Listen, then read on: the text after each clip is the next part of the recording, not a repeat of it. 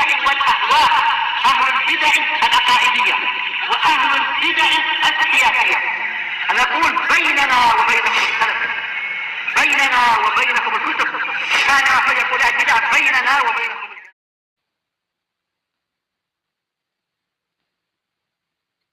Bismillahirrahmanirrahim. Innal hamdalillah nahmaduhu wa nasta'inuhu wa nastaghfiruh wa na'udzu billahi min shururi anfusina wa sayyiati a'malina. Man yahdihillahu fala mudilla lahu wa man yudlil fala hadiya lahu. أشهد أن لا إله إلا الله وحده لا شريك له وأشهد أن محمدا عبده ورسوله صلى الله عليه وعلى آله وأصحابه وسلم تسليما كثيرا. أما بعد، Ikhwanil kiram rahimani wa rahimakumullah. Alhamdulillah, kita memuji Allah Subhanahu wa taala karena memang Allah Subhanahu wa taala adalah zat yang maha terpuji pada semua nama-nama dan sifat-sifatnya. Demikian pula kita memujinya atas semua nikmat yang senantiasa tercurah tidak henti-hentinya. Kenikmatan-kenikmatan yang sudah merupakan kewajiban atas kita semua untuk bersyukur, baik yang kecil maupun yang besar, baik yang nampak maupun yang tidak kita rasakan, yang kita lalai, yang terkadang kita tidak menganggapnya sebagai suatu nikmat.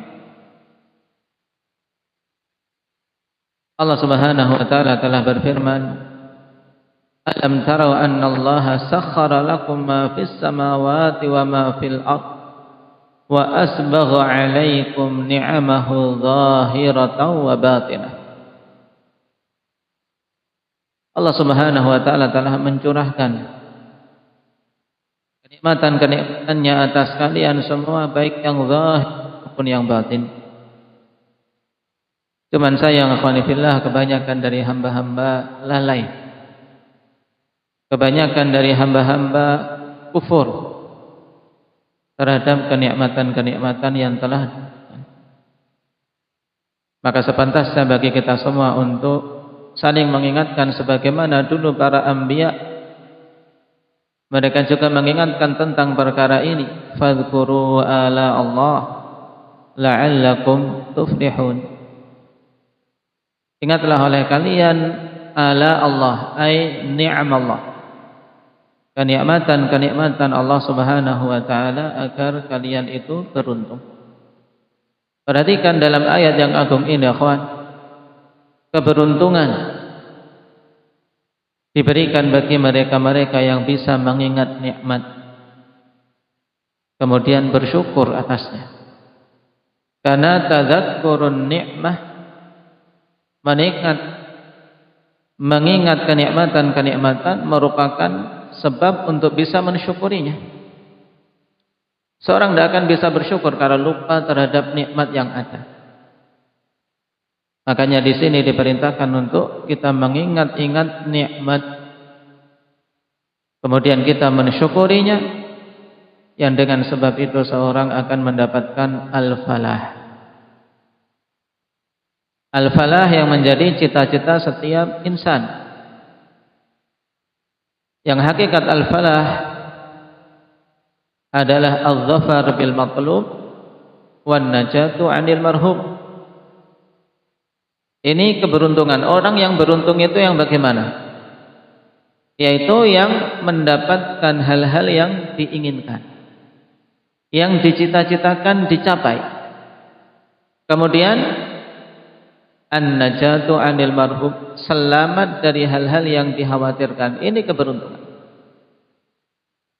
Dan puncak keberuntungan hamba adalah tatkala dia selamat dari neraka dan masuk ke dalam surga. Faman zuhziha 'anil nari wa udkhilal jannah faqad faz. Siapa saja yang diselamatkan dari neraka kemudian dimasukkan ke dalam surga, dialah orang-orang yang betul-betul sukses, orang yang betul-betul beruntung. Tidak ada keberuntungan yang melebihi perkara tersebut.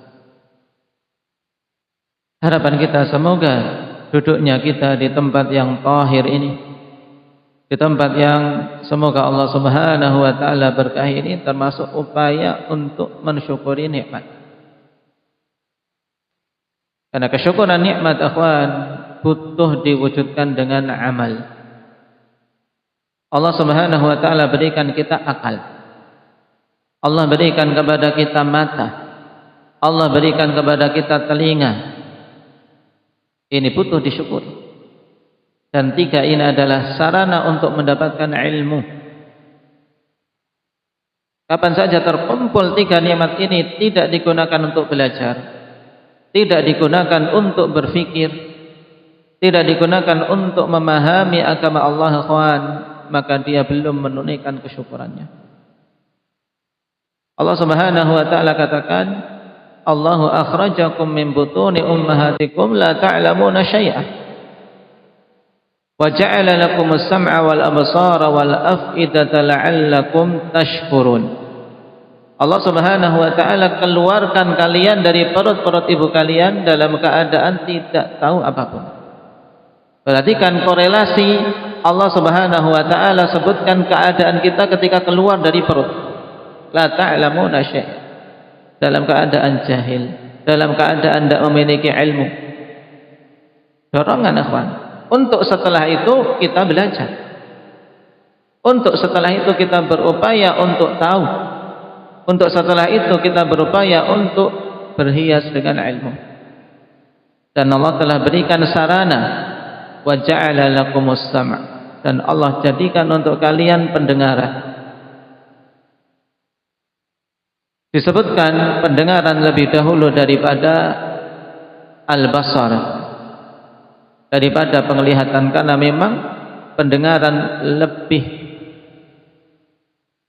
daripada penglihatan. Dari fungsinya dalam pengambilan ilmu, mendengar itu lebih besar dibandingkan melihat.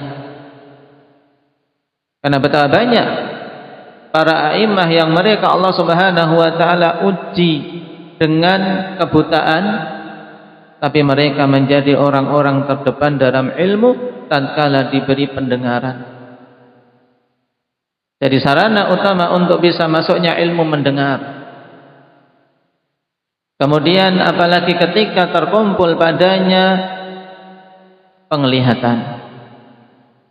Dan ditambah yang ketiga yang menjadi sumber untuk kita bisa memahami adalah afidah. Yang disitulah al-aql, disitulah qalbu. Wa ja'ala lakumus sam'a wal absara wal afidah. Ini 3 sarana, ikhwan: mendengar, melihat, dan memikirkan. Untuk apa? La'allakum tashkurun, agar kalian bersyukur. Gunakan sarana tersebut untuk memahami agama Allah, untuk beramal setelahnya. Karena dengan berilmu seorang akan bisa beramal dengan benar.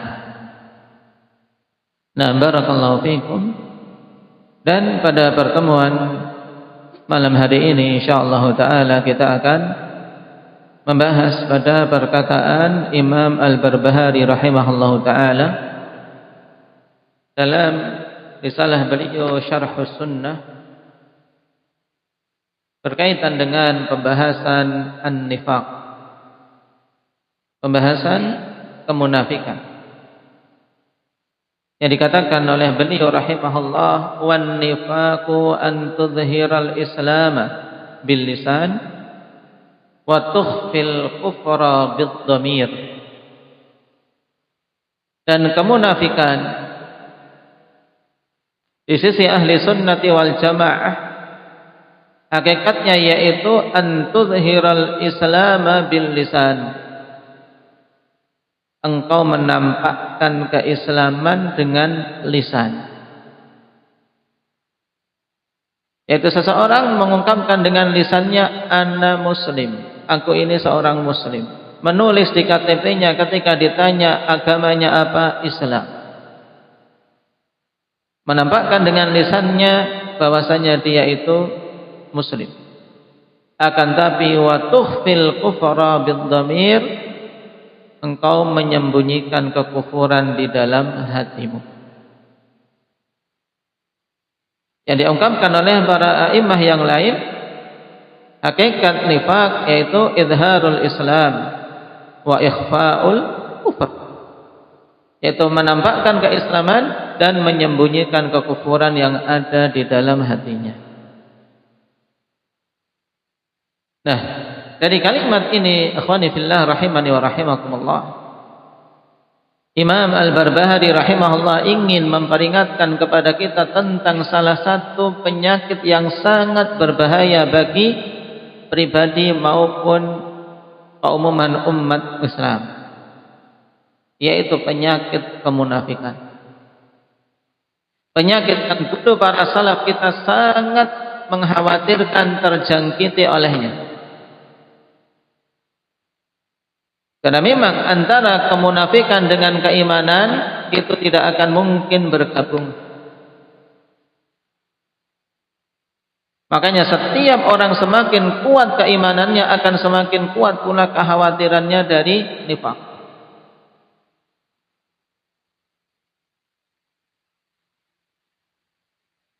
Wala yakhafuhu illa mu'min. Dalam kalimat mereka, la ya'manun nifaqa illa munafiqun wa la yakhafuhu illa mu'min. Tidak merasa aman dari kemunafikan kecuali orang munafik itu sendiri, dan tidaklah merasa khawatir darinya kecuali orang-orang yang beriman. Makanya dalam kisah yang masyhur, sampai-sampai sahabat yang utama yang dikenal dengan Al-Muhaddats Al-Mulham, yaitu seorang yang banyak diberi ilham oleh Allah Subhanahu wa taala, Amirul Mukminin Umar Ibn Al-Khattab radhiyallahu anhu, yang Rasulullah sallallahu alaihi wasallam katakan kepada beliau, "Lau salakta fajjan la salaka syaitan fajjan ghaira fajjik." Seandainya engkau melewati satu lorong wahai Umar, maka sungguh syaitan akan lewat di lorong yang lain yang tidak engkau lewati. Syaitan saja nyingkir. Menunjukkan kuatnya keimanan dari seorang Umar ini. Akan tapi lihat bagaimana beliau khawatir terjangkiti nifaq. Khawatir terjangkiti nifaq sampai-sampai datang kepada Hudzaifah bin Yaman, pemegang rahasia Rasulullah sallallahu alaihi wasallam terkait deretan daftar orang-orang munafik. Karena Nabi sebutkan daftar orang-orang munafik nifaqan i'tiqadiyan pada masa itu kepada Hudzaifah. Jadi Rasulullah tahu siapa-siapa orang-orang yang munafik tulen pada masa itu, tapi Nabi sallallahu alaihi wasallam tidak memerangi mereka dikarenakan mereka menampakkan keislaman, sehingga akan menimbulkan madarat yang besar seandainya Nabi memerangi mereka atau menghukum mati mereka, karena akan dianggap Nabi sallallahu alaihi wasallam membunuh sahabat, akan menimbulkan fitnah. Sehingga Nabi sallallahu alaihi wasallam membiarkan mereka, karena khawatir kalau mereka dibunuh, dihukum mati akan menimbulkan madarat yang lebih besar bagi dakwah Islam. Tapi Nabi tahu daftarnya dan disebutkan kepada Hudzaifah. Umar datang kepada Hudzaifah, apakah aku termasuk dalam daftar yang disebutkan oleh Nabi sallallahu alaihi wasallam tentang orang-orang munafik? Subhanallah. Seorang Umar ikhwanillah yang dia banyak bersama Nabi sallallahu alaihi wasallam.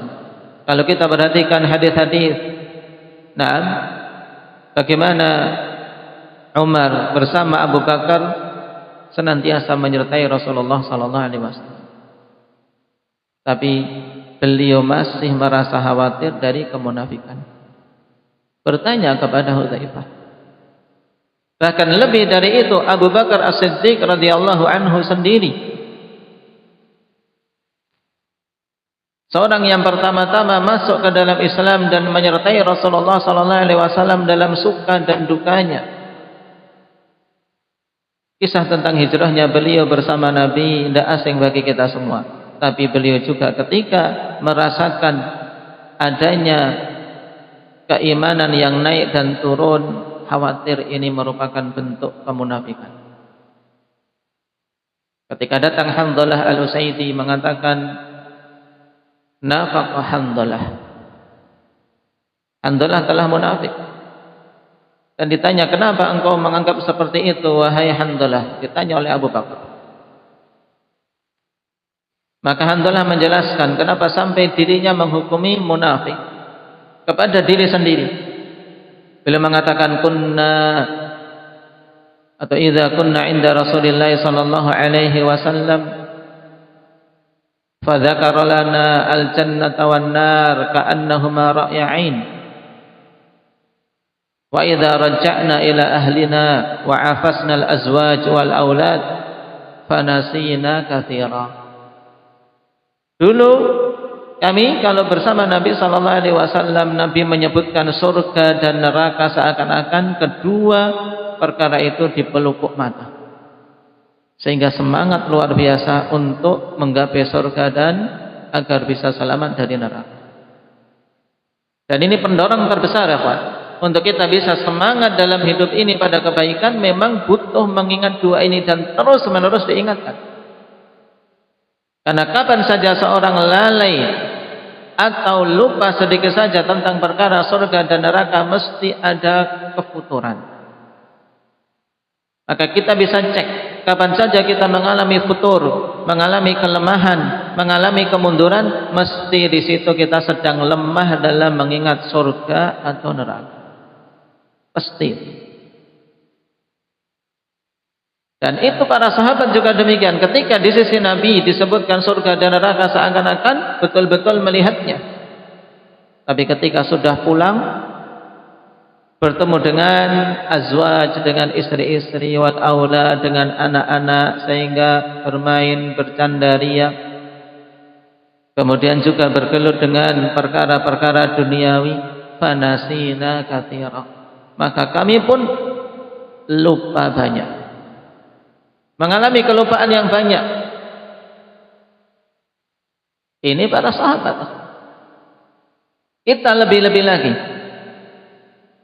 Nah, disinilah butuhnya akhwan untuk seorang memperbaiki keimanan, memperkuatnya dengan bermajlis ilmu. Bermajlis ilmu untuk bisa mengangkat kembali keimanan dan semangat dalam kebaikan.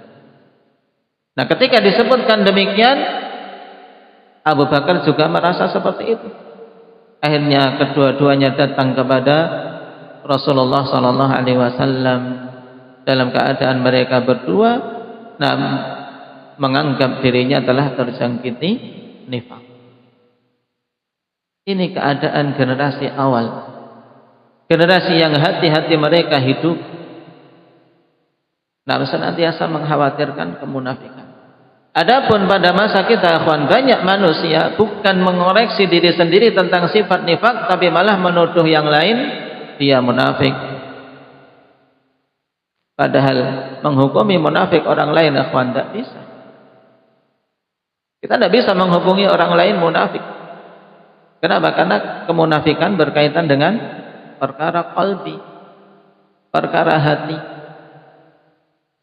Makanya lebih bagus untuk kita menghukumi diri kita sendiri sebagaimana yang dilakukan oleh oleh Hamdalah dan Abu Bakar As-Siddiq, kemudian berupaya untuk memperbaiki diri dan menyelamatkan diri dari sifat-sifat nifaq. Dari sini kita ketahui ya kawan, bahayanya nifaq,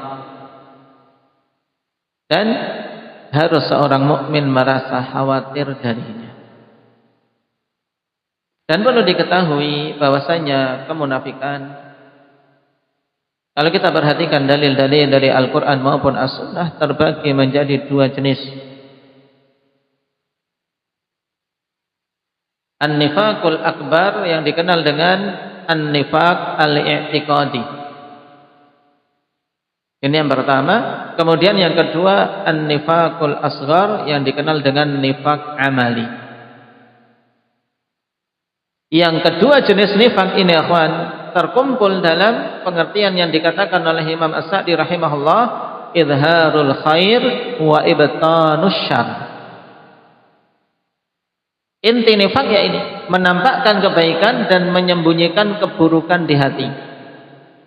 Nifaq i'tiqadi jelas, dia menyembunyikan keburukan yang berupa kekufuran dengan menampakkan keimanan. Sedangkan nifaq amali juga jelas, namun dia menampakkan kebaikan, dia berbicara manis, tapi sebenarnya dia bohong. Nifaq amali. Dan nifaq yang disebutkan di dalam Al-Quran, celaan-celaan bagi kaum munafikin akhwan di dalam Al-Quran, baik di awal-awal Al-Baqarah, kemudian juga pada mayoritas surat At-Taubah, juga bahkan secara khusus turun surat Al-Munafiqun. Itu kaitannya dengan nifaq i'tiqadi, berkaitan dengan nifaq akbar, menunjukkan bahayanya perkara ini. Peringatan banyak di dalam Al-Quran tentang kemunafikan. Bahkan kalau kita memperhatikan awal-awal Al-Baqarah, akan kita lihat Allah Subhanahu wa taala terangkan kemunafikan dengan ayat yang berlipat-lipat dibandingkan ketika menerangkan kekufuran. Karena bahayanya nifaq. Nah, dan nifaq i'tiqadi atau nifaq akbar ini ditegaskan oleh para ulama rahimahumullahu taala sebagai apa? Sebagai syarru anwa'il kufri. Itu sejelek-jelek jenis kekufuran, yaitu apa? Kufur nifaq. Nifaq i'tiqadi.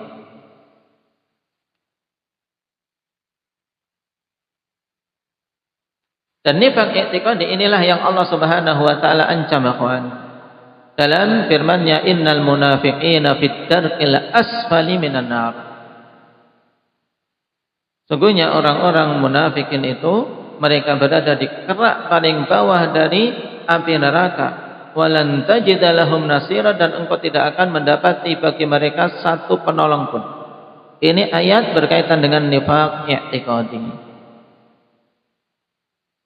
Pelakunya munafik, dan itulah orang-orang munafikin yang dulu ada di masa Nabi sallallahu alaihi wasallam setelah Nabi berhijrah, dan secara lebih tepatnya setelah peperangan Badar. Jadi kemunafikan muncul akhwan setelah perang Badar. Sebelum ada perang Badar, ketika periode Mekah, Nabi sallallahu alaihi wasallam berdakwah di Mekah berapa tahun? Berapa tahun? 13 tahun. Itu belum muncul ahlun nifaq. Ketika di Mekah belum muncul ahlun nifaq. Kenapa? Karena tidak perlu. Tidak perlu kemunafikan saat itu, sebab apa? Islam masih lemah. Untuk apa kemunafikan? Wong jelas-jelas menampakkan kekufuran saja mereka masih bisa dengan jelas tegas. Bahkan Islam saat itu lemah. Saat itu yang menyembunyikan keislaman bahkan banyak. Dan memang dakwah di periode Mekah masih lemah. Dakwah masih sembunyi-sembunyi. Sehingga tidak diperlukan kemunafikan. Makanya kemunafikan muncul baru setelah Islam menguat dan kaum muslimin dimenangkan oleh Allah Subhanahu wa taala dalam peperangan Badar. Disitulah muncul orang-orang yang lemah hatinya, khawatir mereka dibunuh oleh kaum muslimin kalau tidak menampakkan keislaman. Akhirnya mereka menampakkan keislaman walaupun hatinya sebenarnya dipenuhi dengan kekufuran. Ini dari sisi historis sejarah munculnya nifaq i'tiqadi. Jadi muncul kapan? Setelah perang Badar. Nah, yang kemudian ikhwan, orang-orang yang padanya nifaq i'tiqadi ini di istilah mutaakhirin dikenal dengan istilah zindiq. Jadi kalau kita dengar ulama mengatakan fulan zindiq, maka yang dimaksud adalah nifaq i'tiqadi.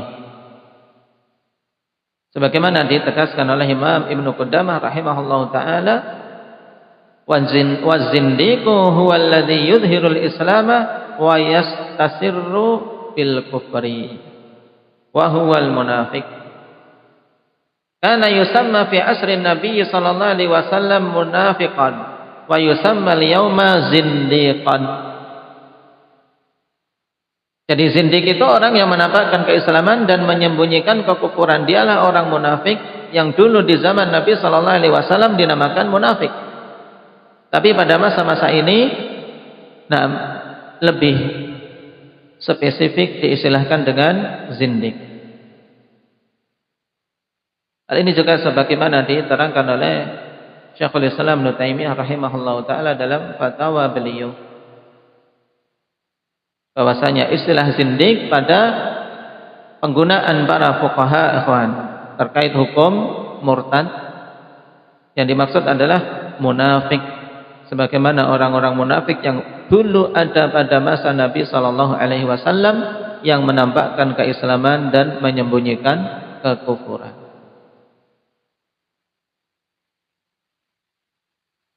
Kemudian faidah penting terkait nifaq i'tiqadi ini ikhwan, dikatakan oleh Syekh Muhammad bin Abdul Wahhab An-Najdi rahimahullah bahwasanya an-nifaqul i'tiqadi sittatu anwa'. Nah, nifaq i'tiqadi itu ada 6 jenis. Yang mayoritasnya berkaitan dengan hak Rasulullah sallallahu alaihi wasallam. Kata beliau rahimahullahu taala, fa amma nifaqul i'tiqadi fa huwa sittatu anwa'. Takdzibur rasul, yang pertama nifaq i'tiqadi yang wujudnya dengan apa? Takdzibur rasul, mendustakan rasul. Jadi dia menampakkan muslim, tapi apa hatinya mendustakan Rasulullah sallallahu alaihi wasallam. Au takdzibu ba'di ma jaa'a bihi rasul, atau mendustakan sebagian apa yang Rasulullah sallallahu alaihi wasallam datang dengannya.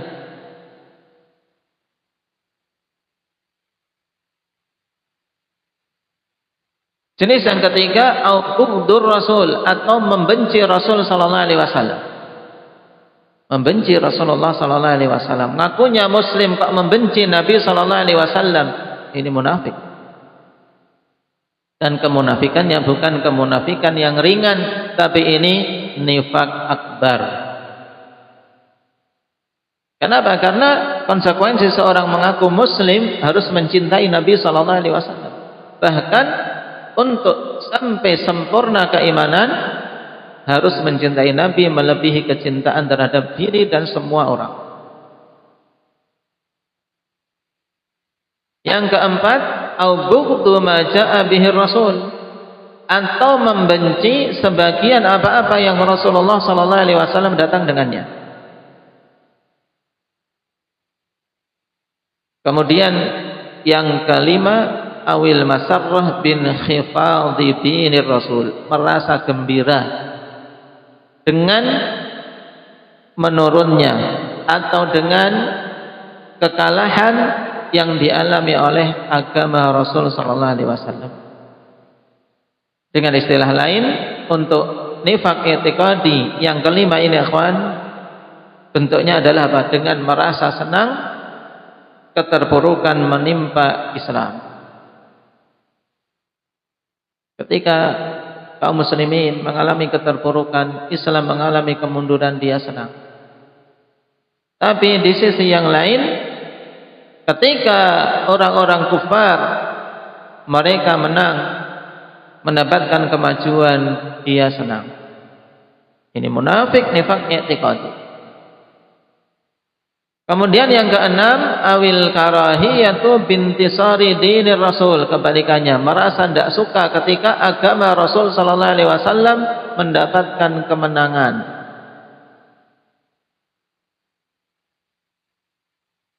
Sehingga kalau kita mau mengingatnya mudah insyaallah.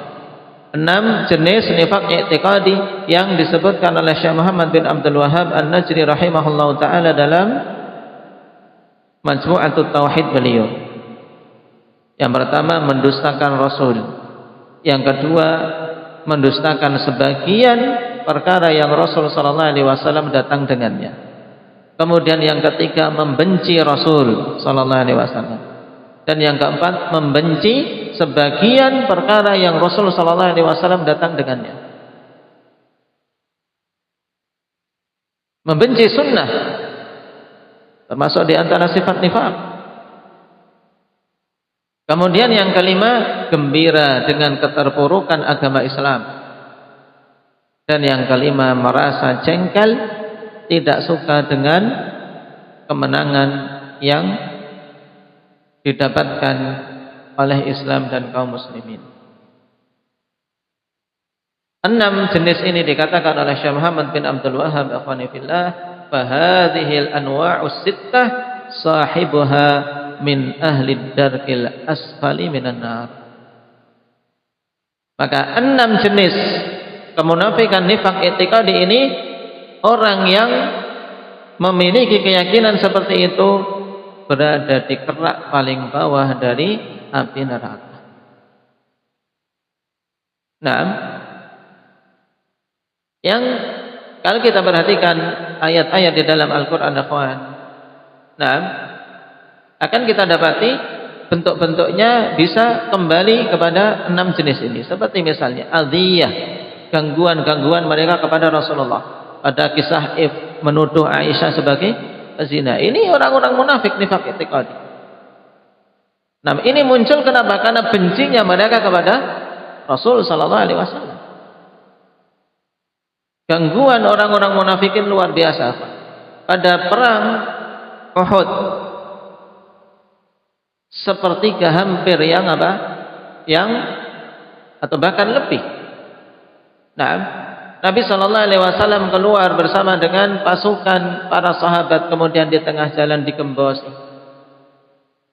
Karena tidak suka. Nah, kaum muslimin mendapatkan kemenangan. Digembosi. Nah, sehingga pasukan semakin sedikit yang berangkat ke medan Uhud.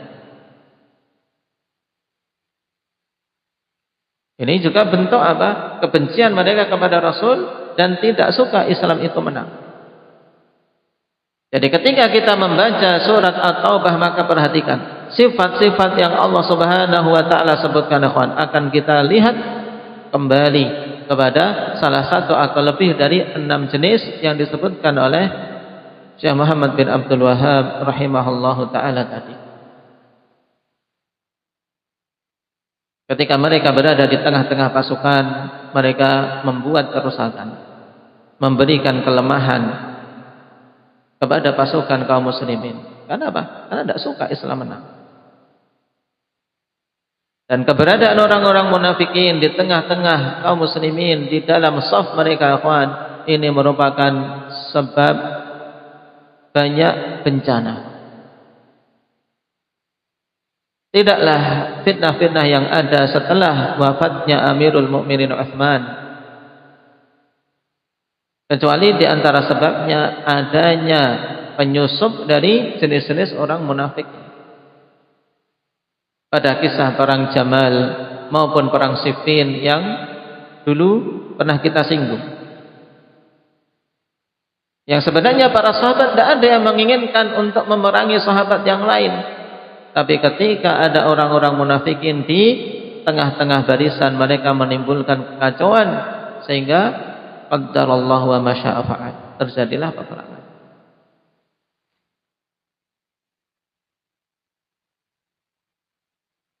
Makanya kita diperintahkan untuk memerangi orang-orang munafik dan memerangi ahlun nifaq, ikhwan, yaitu apa? Bil bayan, dengan menjelaskan, dengan mendakwahkan, menerangkan sifat-sifat mereka dan memperingatkan manusia dari sifat-sifat tersebut. Karena memerangi ahlun nifaq bukan dengan apa? Dengan senjata langsung. Karena mereka itu zahirnya menunjukkan muslim.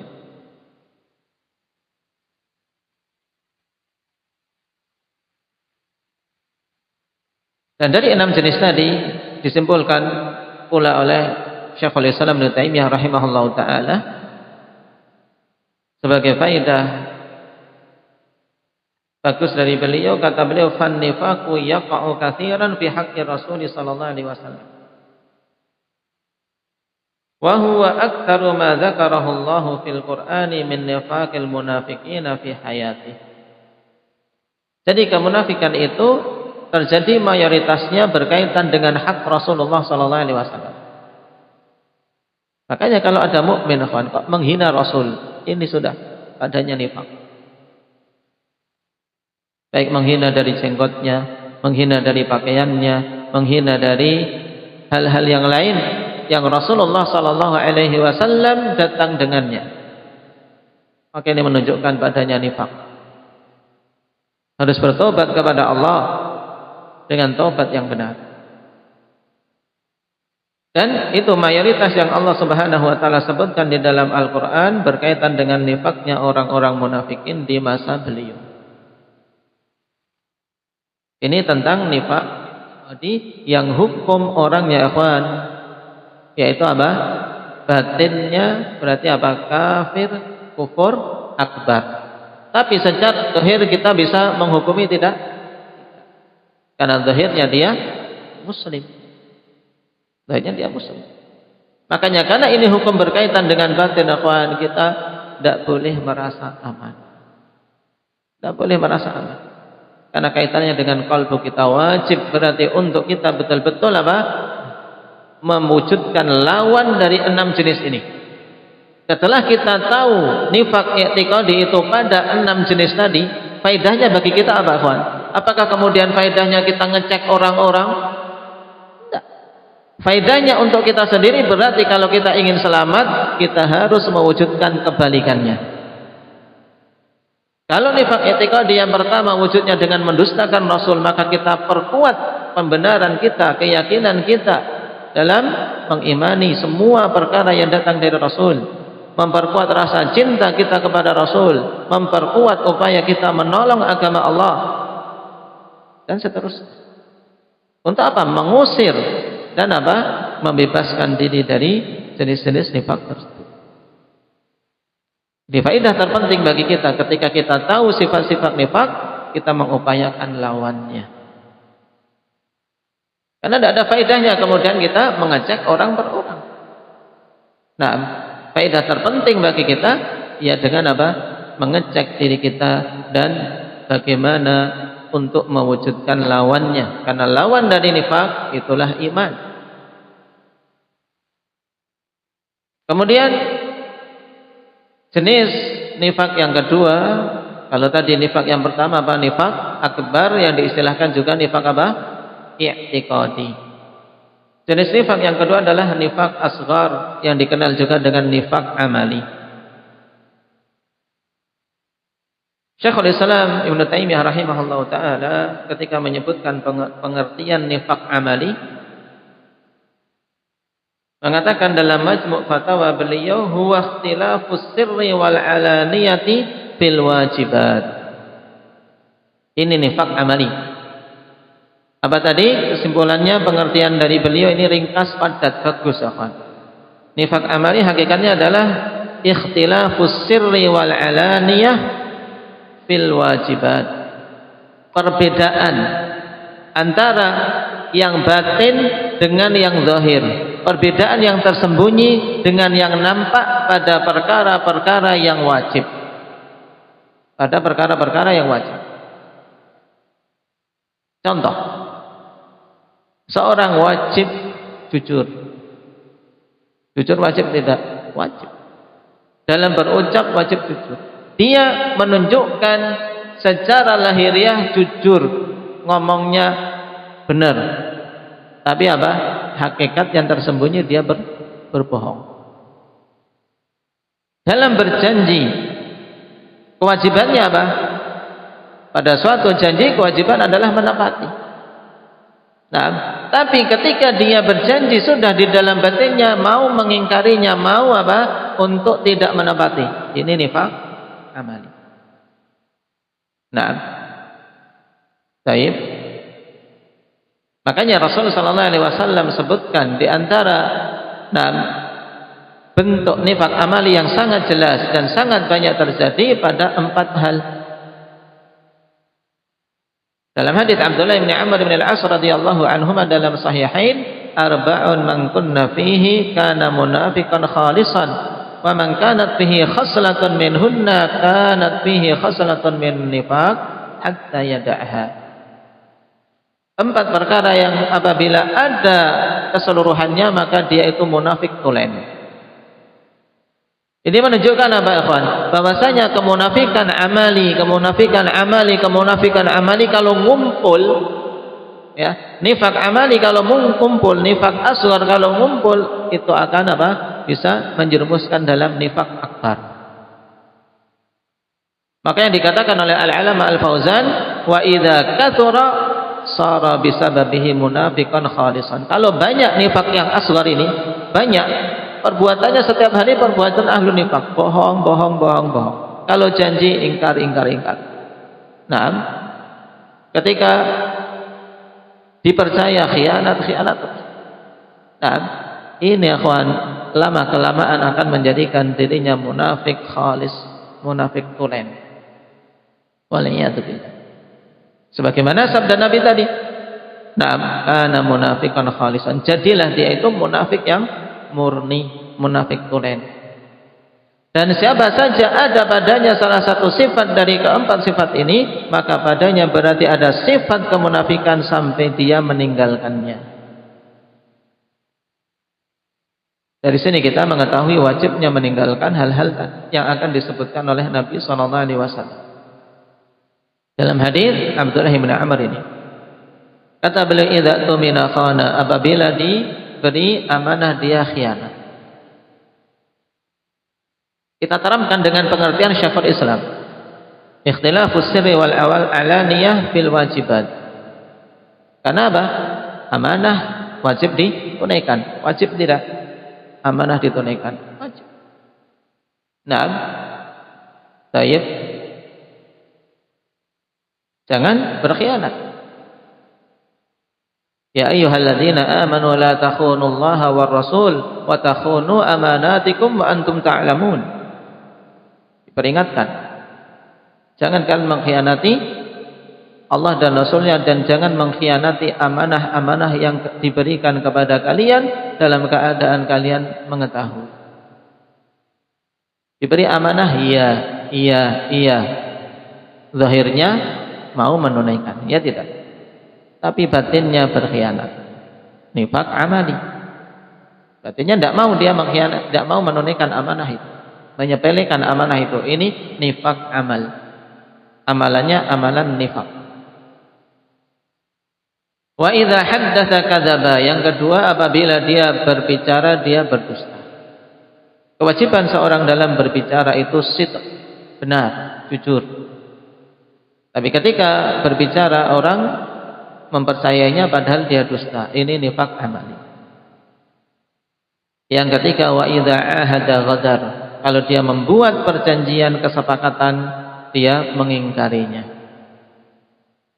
Dan yang keempat, wa idza khasama fajar. Apabila dia berdebat, maka dia berbuat curang. Ini 4 hal dari bentuk nifak amali yang disebutkan oleh Nabi sallallahu alaihi wasallam.